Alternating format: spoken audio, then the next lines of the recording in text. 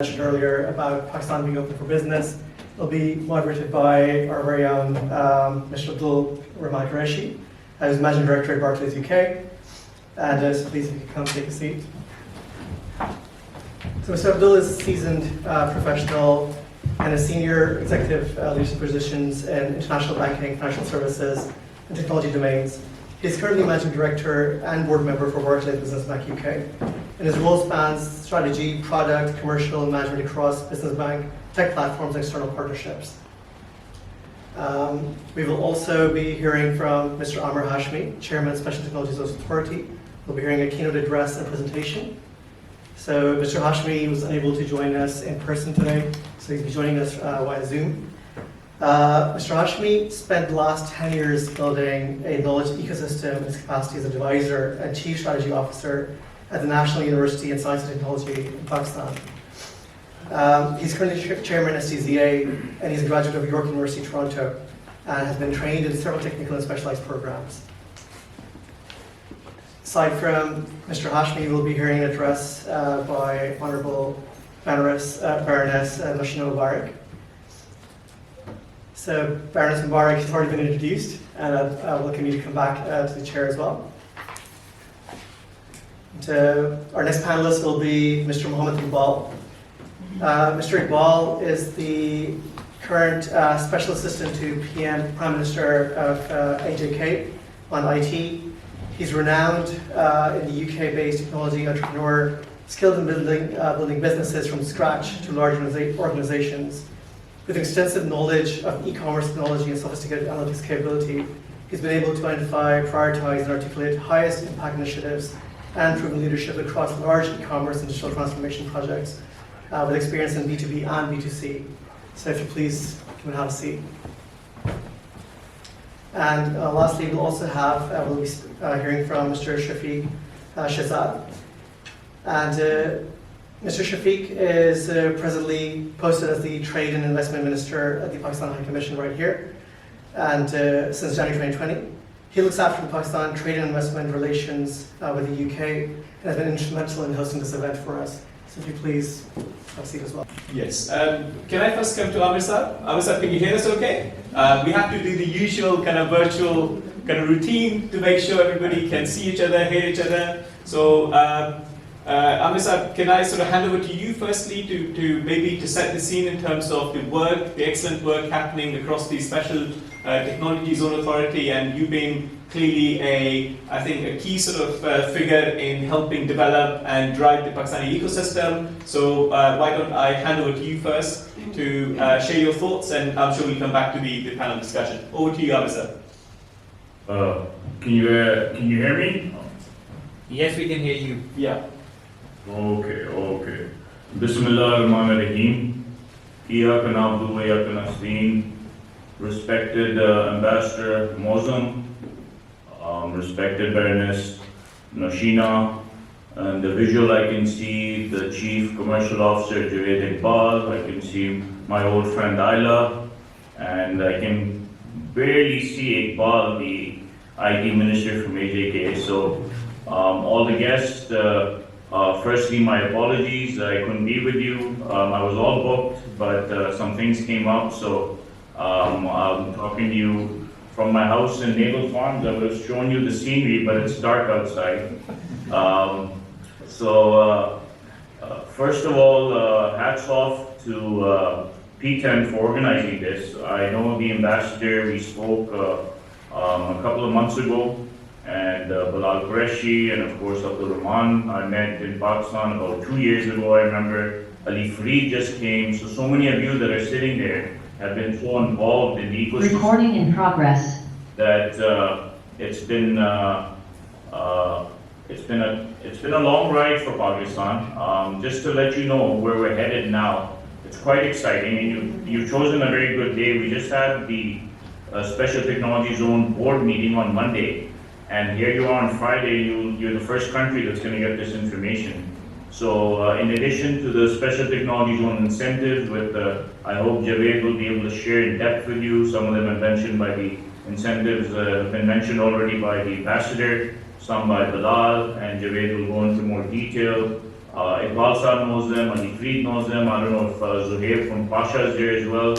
But we got some good news. We were working on some incentive for the normal companies that are not in the zones right now, because the normal zones are being developed. So the freelancers are going to get a break on terms of their transactions for Forex. We want freelancers to start opening more companies. They're going to get a special regime for opening bank accounts so that they can of course pay their employees outside of Pakistan. Like the exciting agenda, we'll be able, inshallah, to catch up fairly quickly, and we'll be exploring those topics later on. So on that note, I'll ask panelists, please, if you can share your thoughts, come to the stage. Can I just, yeah, please, thank you. Well, Assalamu alaikum everyone, so nice to be here. Excellency, Moazzam Ahmad Khan, Minister, Mr. Iqbal, and so many friends here. First of all, it's great to follow on from Mr. Amr Hashmi. It's a real pleasure, but I can see here in the audience Ayla Majid and Javed Iqbal, of course Abdur Rahman Qureshi, Bilal Qureshi, the driving force behind all of this, and I see in the corner there Chris Southworth. Chris, it's great to have you here. Thank you so much for coming. But I really appreciate this opportunity to say a few words. The presentations so far have been really quite fascinating, I would say, and just so exciting. And you know, I just want to keep my comments very, very brief, because I'm looking forward to this panel discussion, because we have this great lineup of speakers. In regards to the tech sector in Pakistan, well, from my perspective, I think it has this huge potential to be a catalyst for real and lasting prosperity. It provides that opportunity to use all of the great talent that's there, is waiting to be harnessed and to be channeled to create a vibrant economy ranked amongst the very best. And you know, whenever I visit Pakistan, one of the things which really strikes me is this great palpable energy. And I think it comes from having such a young population. And that is the greatest asset that Pakistan has. Developing this human resource through the opportunities that the tech industry provides will allow Pakistan to play a full part in this fourth industrial revolution and take its place in the 21st century. So it's great to see that there is such commitment to this very aim. As a British citizen, I'm committed to the UK. But like so many here, as someone of Pakistani heritage, I have an unbreakable bond with Pakistan and have always endeavoured, in whichever small way, to build bridges between these two great countries. At this moment in time, the potential, I believe, for collaboration between both countries is immense. And I welcome today's summit in allowing us to focus our thinking to this end by providing the facts and figures, as well as the very significant expertise that all of the speakers and panelists bring here today. I do believe we're entering a new chapter where the UK and Pakistan can engage on equal terms and for mutual benefit. When you speak to anyone in Pakistan, not just to the growing and significant middle class, but also more widely, there's always some connection with the UK, direct or indirect. Someone has studied in the UK, or been on holiday to the UK, or has a relative or friend living in the UK. And the connections are broad and substantial.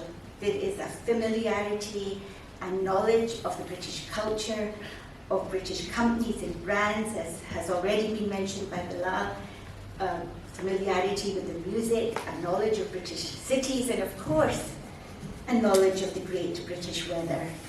And I would emphasize that business is always the way to bring countries and cultures together.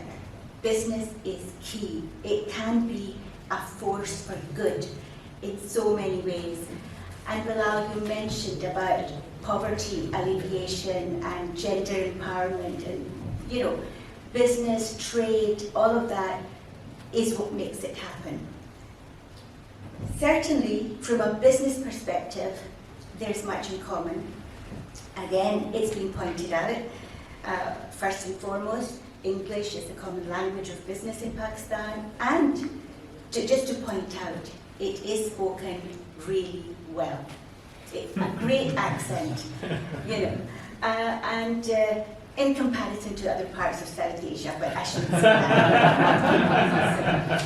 And there are similar legal practices and framework, which are all part actually of that ease of doing business. We can talk about the kind of the more technical things, but that's part of it. And from the post-Brexit and global Britain perspective, I would say that Pakistan should be well on our side. This should be our focus. With its 220 million population, is that the most recent figure? I'm sure others will update me. But additionally, again pointed out, low production and labour costs and a very strong consumer base. And it is also strategically located on the crossroads of Asia and the Middle East, with China, India, Iran and Afghanistan as its close neighbours. And that is a regional population of over 2 billion. That's a staggering number. So others have elaborated on the potential size and scale of the tech market in Pakistan, whether it is outsourcing to a highly skilled and affordable workforce, which we can do, or for research and development in highly complex and sophisticated programming, as was pointed out earlier. And I've heard this many times, that the level of the quality of work that comes out of Pakistan in that regard is way superior. Certainly the UK cannot ignore the size and scale of the Pak tech ecosystem, with its 350,000 plus IT workforce and growing each year. I think you gave a number of 25,000 each year. And with the sector in its entirety forecast to grow to 7 billion by 2025. But one thing to keep in mind is that many professionals and entrepreneurs have studied abroad at some of the very best institutions worldwide. But not only have they received their qualifications, they have excelled in whichever they have chosen to study. That is, really remarkable results come from there. And I've got absolutely no doubt that they will pave the way for a new era of prosperity. And for myself, well, I offer my commitment to do what I can to help leverage the full potential of the Pakistani tech sector. And, in my capacity as the Vice Chair of the All-Party Parliamentary Group on Trade and Investment, I will make every effort to foster those B2B contacts between the British and Pakistani tech sector. I've worked closely in the past with Chris, who you will be hearing from later, as as Chief Executive of the International Chambers of Commerce. And I think, Chris, I'm sure, and I can't see you from here, so I don't know what you're thinking, but I think we're going to really put a focus on Pakistan inside the Parliament now. That's it. This is on our to-do list, #1 priority. And create the conditions by which we can collaborate and grow this potential business. So thank you very much. I'll stop there and just going on. Thank you very much. Thank you. We'll have an extensive Q&A. So firstly, if I can come, building on the two great sort of, I guess, introductions to the Pakistani ecosystem and the great work happening in the STZA. If I can come to the Honourable Minister from Kashmir, Iqbal Sahab. Really exciting to hear about this kind of big project of a big university and a technology kind of ecosystem in Mirpur. I'm sure very strong kind of Pakistani-Kashmir connection in the UK. So why don't you maybe tell us a bit more about what's in the offing there? Yeah, thank you very much. First of all, Your Excellency, Baroness, thank you for the invitation today. I'm delighted to be here. Well, what I'd actually like to do is go back and talk about my experience of setting up an IT office in Pakistan and what led me to give up my family life and job life and go into government in Kashmir. So I class myself as a serial entrepreneur, set up many businesses in the UK, and some time ago I decided to shift from bricks and mortar into e-commerce. And for that, we needed some tech support. And one day I was sat in my office and we were reviewing some of the platforms we were designing and building. And I was quite saddened, because I'm born and bred in Kashmir, that some of our work was being done in one of our neighbouring countries. So I thought, this can't be right. So I got hold of our IT director, put him on a plane with me, and we went to Islamabad. I booked him into the best hotel, so the Serena Hotel, very life comfortable for him, and we went to Comsat University where we started to do some interviews, and I was amazed by the talent and the hunger from the youth in that university. So we took on 4 or 5 young graduates in 2015, and sort of fast forwarding that, today we employ 125 people in very skilled jobs, so very highly paid. 25% of our employees are female, so we positively discriminate just to sort of shorten that gender gap. And it's been a real eye-opener for me. And Pakistan is part of my heritage. I've been very lucky to have lots of success in this country. And when the opportunity arose, I believe in it so much that I sort of gave up everything here and I've gone back to Kashmir to join the government there, because I think overseas Pakistanis like myself owe it to go back and do something. So coming on to the project in AJK, I convinced the STZA chairman to come and have a look. It's a beautiful place. It's known as heaven on earth for a reason. And we've got a lovely site where a brand new university is being built. I spent lots of time at the university, great kids, again, lots of appetite for learning, great lecturers there, lecturers that have been all over the world, Switzerland, Germany, Sweden.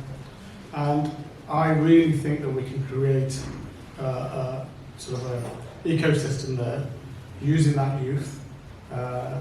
The government of Pakistan and the government of AJK have announced lots of incentives. One of the ones that we've not mentioned yet is a complete zero customs tax on all goods that you import. As a tech company, you tend to import a lot of things. And I really think for these two great countries, they've got so much history. If you look at AJK, out of the 1.6 million, I think maybe 1.3 million people are from AJK, from Mirpur. So a lot of heritage, a lot of connections. And I would like to try and develop that further by maybe filling in the gaps that UK companies have got. Myself, we had a gap. We needed to find some resource. And, Pakistan has been brilliant for my company. We've gone from investing thousands of pounds to this year, the figure will be millions. Very grateful to the British government. They've allowed us to have a visa scheme that allows us to transfer skills. So some of my team from Pakistan now come and actually educate some of the graduates in the UK. So, it's definitely worked. and I look forward to the rest of the discussion today. Thank you so much, and really inspiring kind of story, and really excited to hear. So obviously Kashmir, the first time I went, I was like, Switzerland? Nah. Some of the areas in Kashmir are truly, truly gorgeous. So great to hear that. So if I may come to the Minister's Hub. Why don't you share your kind of thoughts in terms of how, I guess, the High Commission and your sort of position here, how you can sort of help support the entrepreneurs who might be here, our friends, kind of families, professionals who might want to kind of bridge that and kind of maybe want to find out more. Thank you so much. First of all, allow me to break this IT monologue and divert this attention about some of the good stories about Pakistan. That's the job that High Commission we have been doing all in all, telling good stories about Pakistan. Tech is, of course, Pakistan is open for tech, but there are some other very fascinating stories to tell about Pakistan. I'll share a brief about that. This is about the general economic, I'll give you a sense of what Pakistan has to offer to the investors all across the world. We are the 4th largest milk producer globally. Many of even Pakistanis don't know about that. Salt mines, 2nd largest mine producer. Dates and mangoes, we are the 6th largest producers. Wheat, 8th largest. Sugarcane, 5th and sometimes 6th largest. And cotton, again, 5th largest producer. So primarily an agricultural economy, but we occupy really top positions in terms of production. The area that we lack is that we don't export much of this. We produce and consume locally. That's the area which I want to pitch, that there's a lot of scope and you can work on and make exports grow from Pakistan. Bilal shared about these things. Just growth dividends, you can see we have $62 billion China-Pakistan Economic Corridor project with massive investment in energy, infrastructure and industrial growth. Population, we mentioned about more than 220 million. Highest corporate profitability, I'll explain in my following slide that how the companies have been making profits in Pakistan. It's a fairly developed financial market, favorable investment regulations and investment protection. And highest increase in ease of doing business. In last 2 years, we moved from 147th position to 108 and declared one of the best performing countries in terms of ease of doing business reforms. These are the positions, so you can see in just 2 years we jumped from 147 to 108, and Pakistan has been ranked number 3 and big jumps on doing business ranking. Youth bulge being explained by Bilal, so I'll speak. This is a slide I just want to show you some of the top companies, and you can see their profits, what the profits they have made in the last couple of years globally. Like you can see the blue bar, and the yellow bar is basically the profits they have made in Pakistan. So remarkable profitability in Pakistan. It's a huge market with ever expanding consumer market. Investment regime, so IT investments, incentives have been shared by many, but these are the general incentives that the government of Pakistan offers in terms of manufacturing, IT and other sectors. 100% repatriation of profits, no restriction on currency convertibility, 100% equity is allowed, protection on investment, no requirement of minimum investment, and uniform treatment to local investors and national. So we offer national treatment without any favor to the domestic investors. This is the investment facilitations which have been carried on by the government in the last couple of years. Company registration, you can get your company registered in a single day, just sitting on your computers, you can do that. Online visa facilitation, and the people in the UK, the businessmen, we have standard instructions to issue business visas in a single day. You just apply your applications, you'll get the visas, even without the documents. We just have to make sure that it's genuine businessmen. Online window portal, special incentives for technology, clean energy, social sectors, and borrowing facilities for international investors as well from the local and foreign banks. Special economic zones, we talk much about the special technology zones, but the government over the last couple of years have announced special economic zones. Incentives include, these are the incentives. Export processing zones been there for the last many years, but the more incentives that come up with the new special economic zones.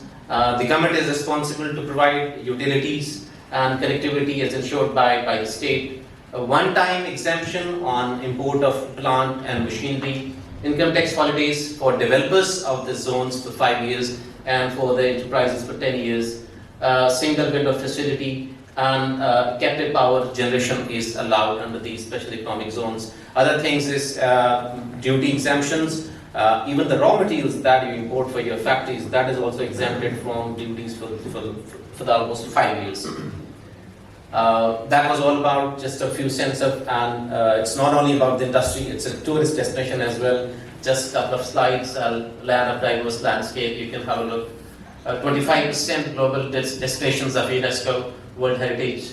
This was declared by World Economic Forum, ranked number 1 and ranked as number 10th coolest place to go in 2019 by Forbes. And that's it. I want to cut it short, so just diverted your attention to IT, and now we'll get back to IT. You know, in not just the Pakistani diaspora, but also the broader business community in terms of the facilitation. So maybe you want to expand on what are the avenues available in terms of how to reach out to the High Commission and how the High Commission can help both facilitate whether it's investment in one of those sectors or whether it's gaining visas or getting people in touch with the right contacts in Pakistan. So maybe you want to say a few words on that.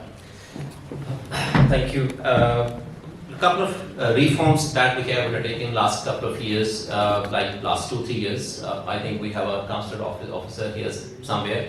In terms of business visas, you just have to apply online. There's no JARIs, no other company.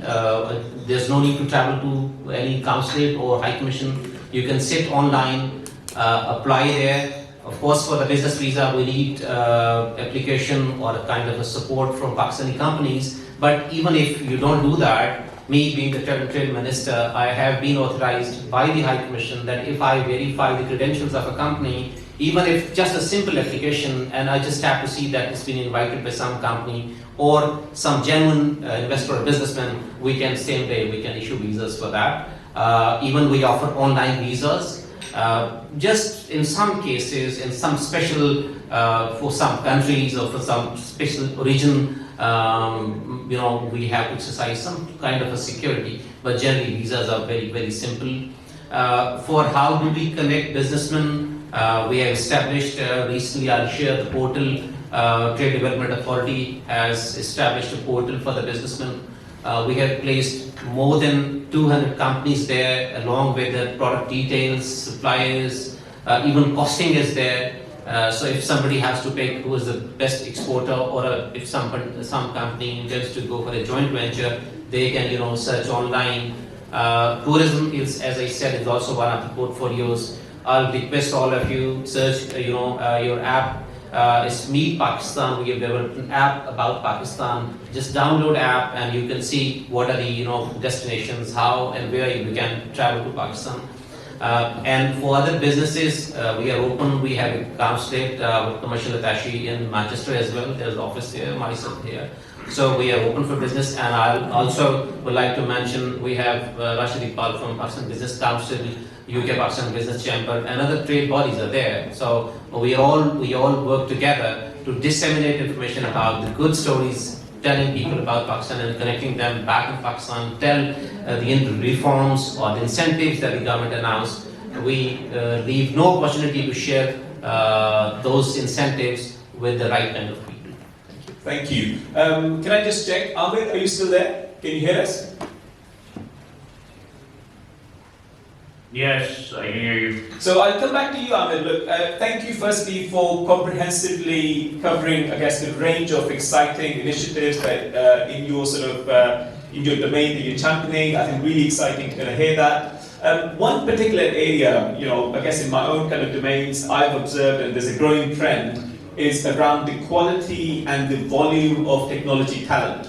So if you may just expand on some of the exciting work that you're kind of currently exploring in that space in terms of really not just improving the quality, but also the quantity of those engineers coming out. And we mentioned 25,000, we know there's about 46,000 technology graduates more broadly, and I know the potential is much, much bigger, but I don't know if you want to shed some light on that. I think Bilal mentioned there's 25,000, so the actual number is a little above 40.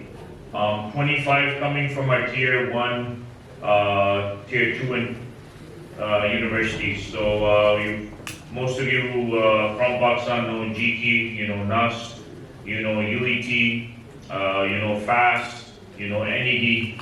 So that's churning out 25,000 high quality. So out of the 230 universities, it's a 60-40 split in terms of public sector and private sector. The government now, which means HSE, as well as the Ministry of IT, have money, and it's just that we are rolling out fast-track programs, many of them boot camp style, but also specialized curricula in universities as well. So if we look at fast-track growth within the domestic IT market, do we have enough manpower? Yes. To get exceedingly high numbers in export, yes. We will have to kick in the boot camps. I'd say in the next 3 months, courses are starting. 6 months, you'll have more graduates. And of course, then 9 months and a year cycle will kick in that every year they're starting. So the initial start will take 3 to 6 months to get these boot camps and curricula into the universities started. As far as the capacity to absorb the companies coming into the zones as well as the existing, I'd say the Pakistan Software Export Board as well as Pasha registered companies, there probably about 4,500 combined that can absorb these as well. So the demand side is there, supply side we're working on, and like I said, we should be able to see new numbers by June 30th because the government has set a very strong target for the financial side, so the human capital side has to go in parallel to that. I hope that kind of clarifies. Specific numbers I think you'll get probably in a couple of months. Thank you, Ahmed. And just to kind of connect the conversation, and thank you, Mr. Iqbal, for kind of sharing your personal journey. As an entrepreneur, leaving your sort of minister kind of hat aside, what would your advice be? I mean, I know many entrepreneurs kind of sat here today, and I'm sure we'll be going to listen to this kind of conversation later on. What's your advice? If somebody is sat in that position that you were many years ago, what would your advice be? Because many wouldn't brave that. Many wouldn't get on a plane with their sort of CIO and kind of fly to Islamabad. But what's your kind of top tip?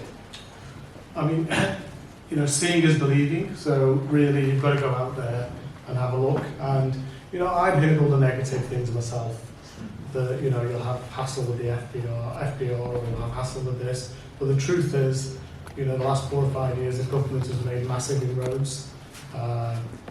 My advice would be to, visit the country, just go to the universities, because, half a day around a university, you see the talent. And, business has become global. What's happened with COVID has taught us a lot. I think, you can have people working anywhere. And, in business, it's all about being efficient and cost effective.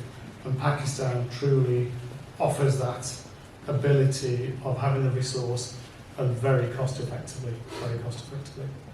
Thank you. And just to kind of build on that and coming to Baroness, I guess... I'd just like to make one sort of obvious comment probably, and that's Pakistan has really suffered from this negative perception of the country, and I think that's the biggest battle in actual fact that it has to continue to fight. But as the Minister is saying, when people actually get out there, their minds just completely change within the first 2 days. I had to really encourage a delegation from the European Parliament when I was serving as an MEP to kind of coax them into going, and finally we got it together. And we went out there, we had a very good programme, met with lots of people, and within 2 days, I mean, they were like completely won over. And one of them said, by the end of the week, one of them said, well, my family were so concerned about me going to Pakistan because of terrorism, lawlessness, this and that. And it's just not like that.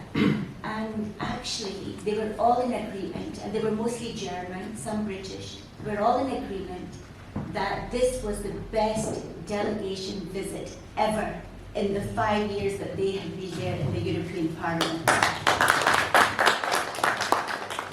I think that probably, maybe we should kind of take some kind of volunteer names for a future delegation, maybe towards the end of the day. But maybe just kind of just building on that, I'd love to kind of, I guess, hear more of your thoughts in terms of, you mentioned post kind of Brexit Britain and lots of opportunities for people to, for Britain to look globally in terms of talent, bilateral kind of ties, movement of people. Minister mentioned, some of the facilitation that UK government provides in terms of IT companies investing and building, offshore and kind of international kind of centres, some of the visa regimes, but maybe you want to expand on some of the opportunities and some of the great work I know some of the All Parties kind of parliamentary group is doing in that space.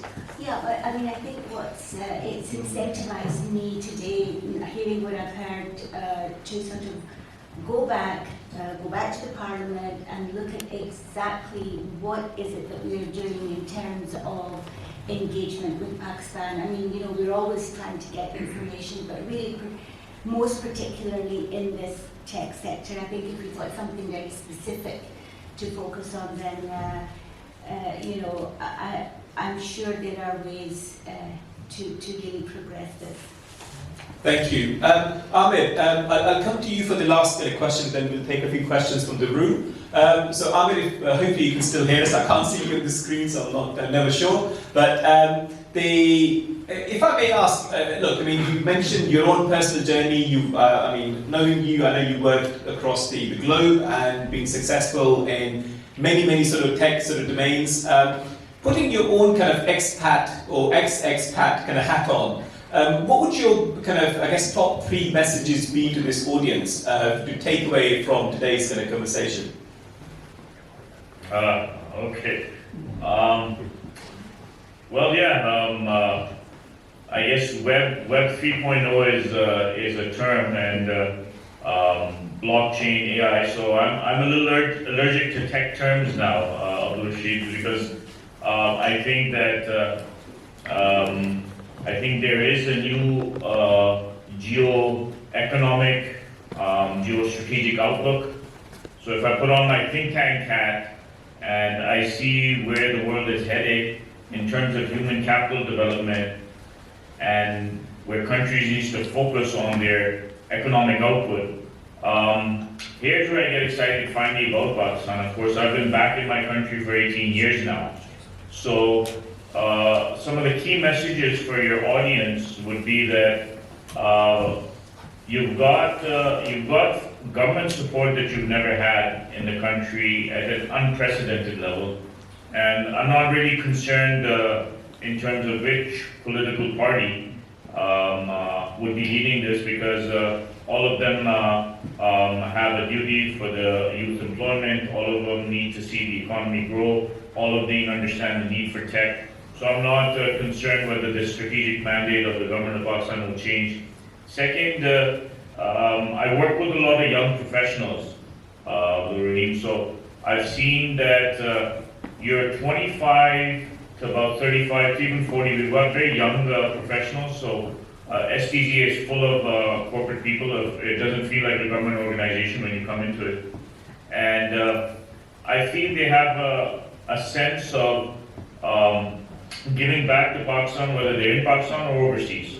And that's the reason for that is the exposure they've seen, and they've because of social media and just global awareness is so easy to gain these days, that really driving impact is where I see entrepreneurs building companies. There were 30 startups that we took to the Prime Minister, and it's interesting, 6 were in healthcare, 4 were in agri-tech, and the balance were in services, including fintech, and as I mentioned, agri-tech. But the Prime Minister made an interesting comment, because Imran Khan himself is a social entrepreneur. So he's never gotten a chance to meet young entrepreneurs that are making millions of dollars for their companies and of course for themselves. So he actually made a comment. He said, "You guys should never go into politics." Because some of them said that no, our next steps is to come into the government and maybe join politics. So he said, "You're doing such a good job in society that stick to your jobs and stay as entrepreneurs." So I think that awareness side. The third message that I leave with the audience is Pakistan's got a great ROI. So if you just say, okay, I don't have the Pakistan spirit, I really don't care about human development, and I just want to make money. I'm seeing entrepreneurs and startups come in. A lot of entrepreneurs are moving their companies back to Pakistan, and their margins are very high. And the reason for that is in the tech zones that are being started here, you get subsidized land, you get subsidized internet, you get subsidized power. But your real cost of labor, you're at about one third the cost of the US. You're about half the cost of India. Quality is at par, and you're able to get that resource. So your GPs are higher, and with the tax incentives, you don't have to pay any tax. So I see a gravitas. This is dependent on what the year will look like, but I really feel that, and I'm being genuine. I'm not saying it because I sit in this role in the government as chairman. But if I was on the other side, I was sharing with most of my friends that are sitting there, I would have picked up a couple of acres in a tech zone and started building already. It's that exciting. So overall, a very positive. For the Pakistan economy, for the youth generation, for the awareness. So yeah, excited. Excellent. Thank you, Ahmed. So we'll move on to some questions. My friend here in the middle, please. Thank you.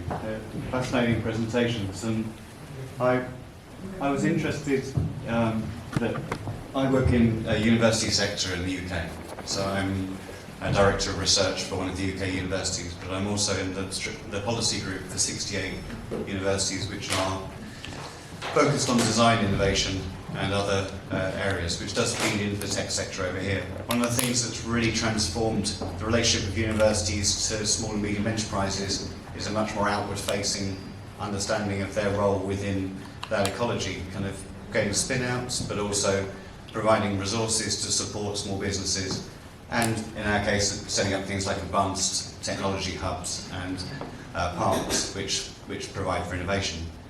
I saw that referenced here, and one of the challenges I've had in the last 5 years going to Pakistan is that I've met some of the most extraordinary students, outstanding professors and academics, but we have that thing which the Baroness mentioned, which is that for many UK universities, their perception is that Pakistan is a hard country to enter. And actually, it's also something which is defined through, I think, often outdated risk assessments rather than a present understanding. When I come back and I talk to people I've met at the University of Karachi or in Quaid-e-Azam University in Islamabad, they're genuinely surprised by the fact that I think that these are world-class academics and students. And I'm just wondering, I saw that you were really making a real effort to try and invite business professionals to come out and witness Pakistan directly themselves through the visa scheme. Is that also being looked at in terms of academic colleagues that might be able to introduce them to the reality of the Pakistan education sector? Ahmed, can I come to you with This is the part, academics being attracted to Pakistan? Yeah, so I think if I may attempt to kind of summarize, I guess the main question is there's obviously a perception challenge in respect of Pakistan, and I guess if you could maybe shed light, you mentioned some of the training activity, but what work is being done, or is there an opportunity to maybe bring some of the academic institutions together so that we can better represent the quality and the breadth and depth of some of the academia? I know from your own experience at the National University of Science and Technology, maybe you can sort of expand on I guess some of the collaboration opportunities and what work can be done to kind of build bridges between universities. Okay, I think that's a very critical point. So to be quite candid, in the last 10 years, we haven't been really good at reaching out to international hubs of excellence. We've attempted with HSE to reach out. There's an MOU signed, but I think the diaspora city knows what an MOU means in Pakistan. So what we allowed in the SDG Act was we didn't limit it to tech companies. And so if you go through the Act, we allowed universities to also benefit from the same incentives. So what we've seen is an interest in some very large universities, technology-oriented, to open up their campuses in Pakistan.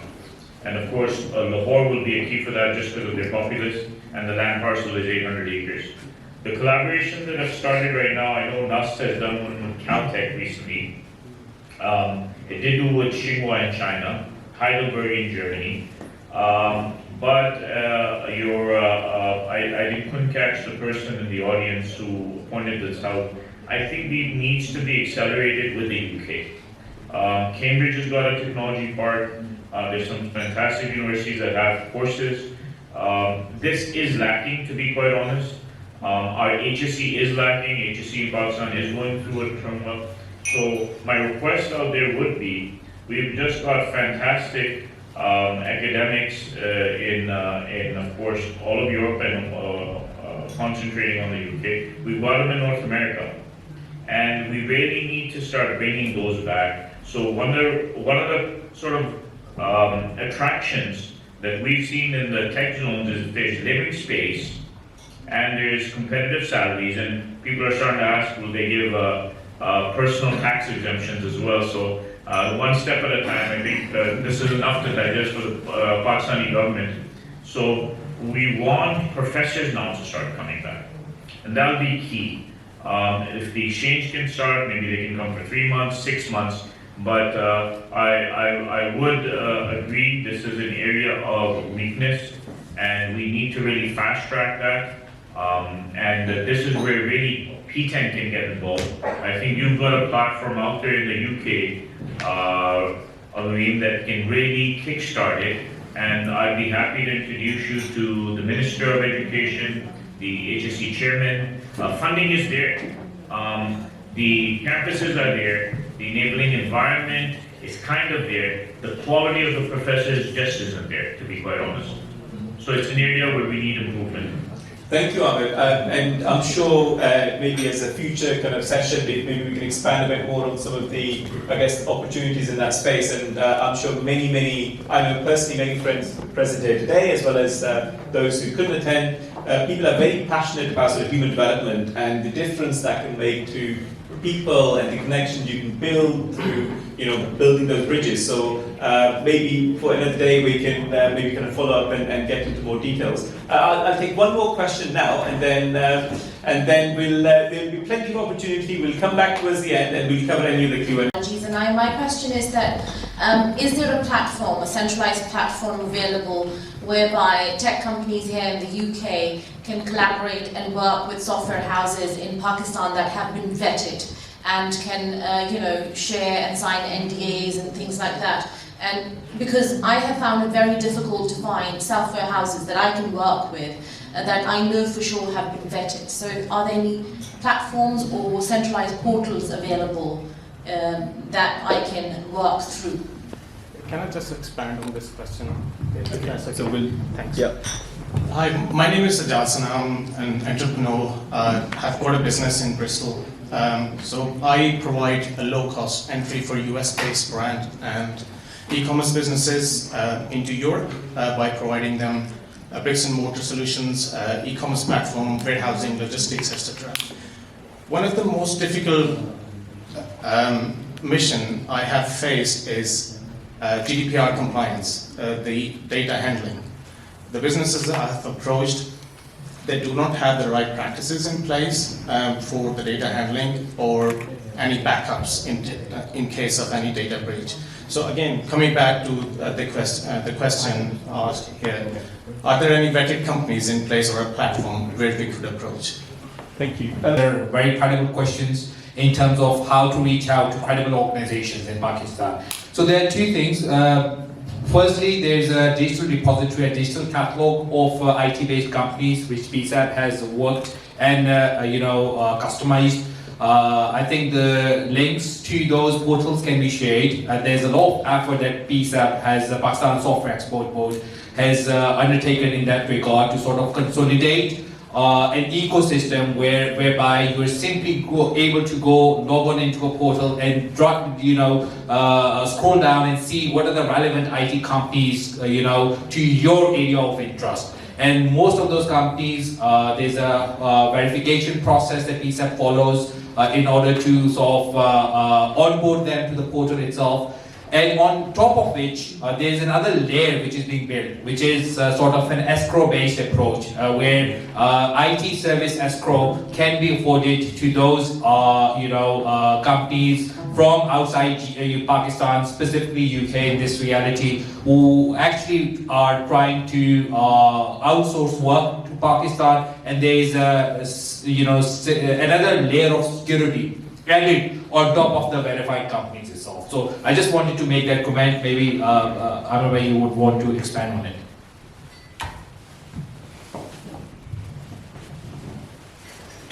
I think for collaboration, the question on collaboration, the Pakistan Software Export Board has a list, Pasha has a list. Matching up can be done by individuals. I think Bilal, you're there, Zuhaib's probably there, Yeah. Javed's probably there. I think you can probably give the top 50 high quality companies yourselves over there. So share them and put them in touch with Usman. Secondly, on the data privacy, Bilal, why don't you share salient features in the next talk, or you can share the policy with the ambassador. They can, the data cloud policy was just passed. It's quite comprehensive. I don't want to take everyone's time because it's long, but you can share it, you can download it over there. So data protection is in place now. Pakistan has its own cloud policy as well. So much for joining us, and I know we missed out on the naval kind of farms view.